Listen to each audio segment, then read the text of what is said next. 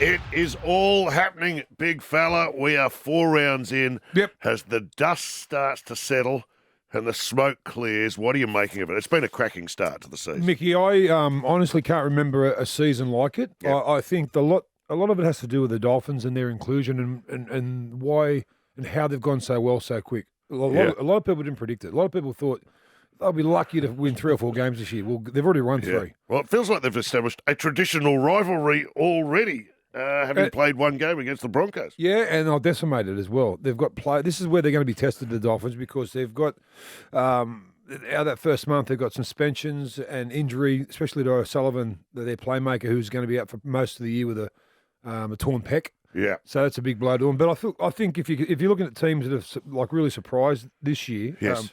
they're one of them. They'd be the one. Dolphins, obviously. Yeah. The Broncos, who have won 4 from 4. We knew they were going to be better, but they look really good with Reece Walsh at fullback. And I think the Warriors yesterday showed that they are a new team under Coach Webster. The two assistant coaches yesterday for Penrith for the last few years. Yes. Serraldo and Webster coached against each other in New Zealand. And the attacking coach got the better of the defensive coach. So well done to them. All right. What about teams that are disappointed so far? Well, you've got to say the Tigers. They're none of 4. They've got to sort out their spine. At the moment, they've got. They look good at some times. Then they look like they haven't played with each other for 5 years. It's just amazing. The Raiders, who are on the bottom of the table, only won 1 from their first 4 games. The Dragons, for mine at the moment, are one of them teams who their coach doesn't know where he's going to be. Yeah. Because they want him to reapply for the position. That's Hook Griffin. And their players are playing like that. Their players need some certainty in their lives. At the moment, they look at their coach who's giving them their last instructions before a contest, and they know that he's not probably going to be there next year. So the Dragons, They're not buying in. The Dragons hierarchy, you've got to make a decision, and they've got to make it now.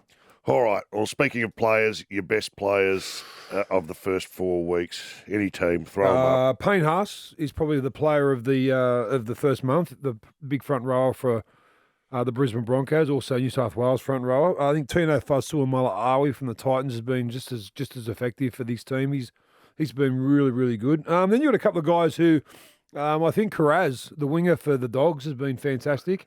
Was leading Dally M's up until this week. And then the hammer side, Tabuai Fido, for the Dolphins. I thought he was really good in a beaten side on the weekend. So 1 month in, lots have been happening. But all we know, one thing I do know is that the rugby league we're seeing this year has gone up a couple of cogs. I'm going to take your word for most of that in regard to the players. I was with you till you got to the players.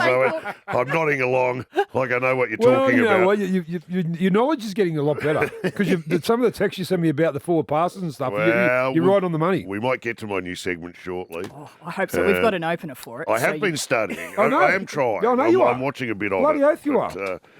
Yeah, some of it's beyond me. But and I think some the of it I'm fact that getting you're the head being of. overt about it is the best thing about it too, because it's a pretty technical thing. If I went to Melbourne and done a breakfast show, I'd be taking me ages to get the au fait with the AFL. Indeed, but you'd get there in the end. I'd like to debut a new segment quickly. This is what I rang you up about.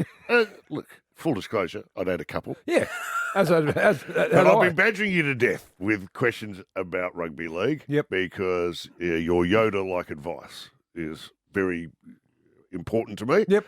So I thought, bugger it. Instead of ringing you personally, we may as well just sort it out on air. on air with my new segment. I know nothing about rugby league, but Oh, they've butchered one. Oh, no, referee's seen a forward pass.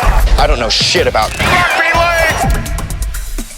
I know nothing about rugby league, but that's not a forward pass. Manly. Yep.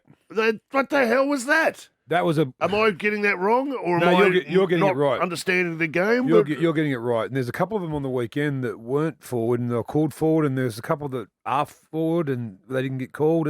Who's monitoring that? Well, it's the touch judge usually. The guy on the sideline with the flag is basically got the best view of, because one of them stands with the defensive line, one stands with the attacking line. So, and the referee's right in the middle. So sometimes it's hard for the referee to pick up a forward pass. So that's why the touch judges are there.